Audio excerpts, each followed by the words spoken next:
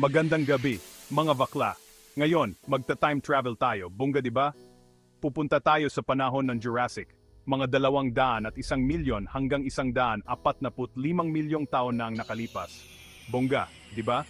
Ito yung panahon sa gitna ng Mesozoic era, pagkatapos ng Triassic at bago ang Cretaceous. Dito natin makikita yung mga higanteng dinosaur at mga halaman na ngayon lang natin makikita. Sa panahon ng Jurassic, ibang-iba ang itsura ng mundo natin. Wala pa tayong mga gadgets at internet noon, pero may mga karagatan, bundok at kagubatan. Mainit ang klima at mas mahalumigmig kaysa ngayon.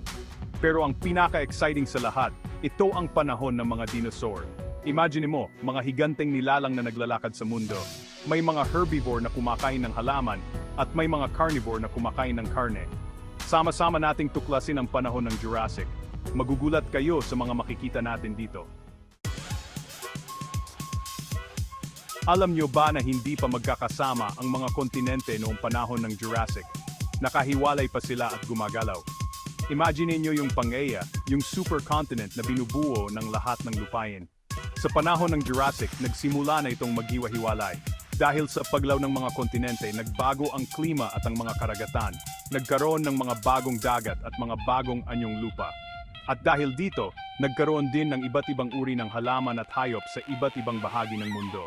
Isipin mo, mga bakla, may mga dinosaur sa Amerika, sa Asia, at sa lahat ng parte ng mundo. Iba-iba ang itsura at laki nila, depende sa lugar kung saan sila nakatira. Bongga di ba? Ang daming nangyari sa panahon ng Jurassic, tuloy ang ligaya, mga bakla, marami pa tayong matutuklasan. Sa panahon ng Jurassic, nag-evolve ang mga dinosaur at naging mas malaki at mas marami ang klase. Ito ang kanilang Golden Age, mga bakla. Sila ang hari at reyna ng mundo. May mga malalaking dinosaur na kumakain ng halaman, tulad ng Brachiosaurus. Ang tataas nila, parang mga walking tower. May mga mahabang lig at buntot at ang lalaki ng mga katawan. Mayroon ding mga dinosaur na may armor tulad ng Stegosaurus.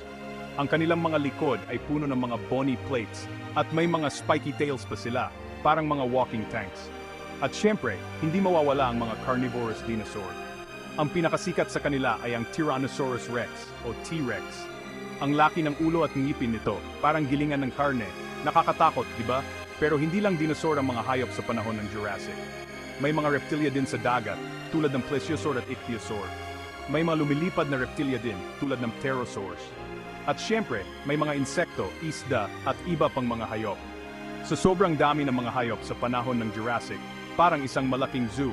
Iba't ibang species ang nag-exist at nag-interact sa isa't isa. Nakaka-excite isipin kung paano sila nabuhay noon. Section 4. Mga kayamanan ng Morrison Formation. Alam nyo ba na may mga lugar sa mundo kung saan makikita natin ang mga bakas ng panahon ng Jurassic? Isa na rito ang Morrison Formation sa Western United States. Dito natin makikita ang mga fossil ng mga dinosaur na nabuhay noong panahon na yon. Ang Morrison Formation ay isang sedimentary rock formation na nabuo mula sa mga ilog, lawa, at floodplain noong panahon ng Jurassic. Dito natagpuan ang mga buto ng mga dinosaur tulad ng Allosaurus, Apatosaurus, Brachiosaurus, Camarasaurus, Diplodocus, Stegosaurus, at marami pang iba. Imagine nyo, mga bakla, parang naglakad tayo sa isang Jurassic Park.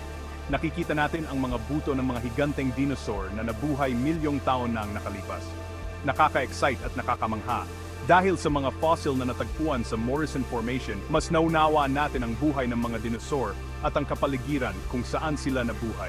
Parang nagbukas ito ng isang bintana sa nakaraan. Kaya naman, kung gusto nyong makita ang mga bakas ng panahon ng Jurassic, punta na kayo sa Morrison Formation. Siguradong magugustuhan nyo ang makikita nyo doon. Section 5. Mga hiwaga ng Solnhofen Limestone. Pero hindi lang sa Amerika makikita ang mga bakas ng panahon ng Jurassic. Sa Europe, mayroon ding Solnhofen Limestone sa Germany. Dito naman natagpuan ang mga fossil ng mga hayop na nabuhay sa isang lagoon environment noong Jurassic. Ang Solnhofen Limestone ay kilala sa mga well-preserved fossils nito. Dito natagpuan ang mga fossil ng mga isda, insekto, at iba pang mga hayop na nabuhay sa tubig. Pero ang pinakasikat na fossil na natagpuan dito ay ang Archaeopteryx. Ang Archaeopteryx ay isang uri ng dinosaur na may pakpak at balahibo. Ito ay itinuturing na isang transitional fossil dahil nagpapakita ito ng mga katangian ng parehong reptilya at ibon. Dahil sa Archaeopteryx, mas naunawaan natin ang evolution ng mga ibon mula sa mga dinosaur. Ang Solnhofen Limestone ay isang napakahalagang site para sa paleontology. Dito natin nakikita ang mga ebidensya ng evolution at ang pagkakaiba-iba ng buhay sa panahon ng Jurassic. Section 6, Aral mula sa Jurassic. Ang panahon ng Jurassic ay isang panahon ng malalaking pagbabago at pagkakaiba-iba ng buhay sa mundo. Sa pamamagitan ng pag-aaral ng mga fossil at bato mula sa panahong ito, mas naunawaan natin ang kasaysayan ng ating planeta at ang evolution ng buhay. Natutunan natin na ang mundo ay patuloy na nagbabago at ang mga species ay nag-evolve upang mabuhay sa mga pagbabagong ito. Natutunan din natin ang kahalagahan ng biodiversity at ang pangangailangan na protektahan ang ating planeta. Ang panahon ng Jurassic ay isang paalala na ang mundo ay puno ng mga kamanghamanghang bagay at marami pa tayong dapat tuklasin at matutunan. Kaya naman, ituloy natin ang pag-aaral at pag-explore, mga bakla. Marami pang sikreto ang naghihintay na ma-discover.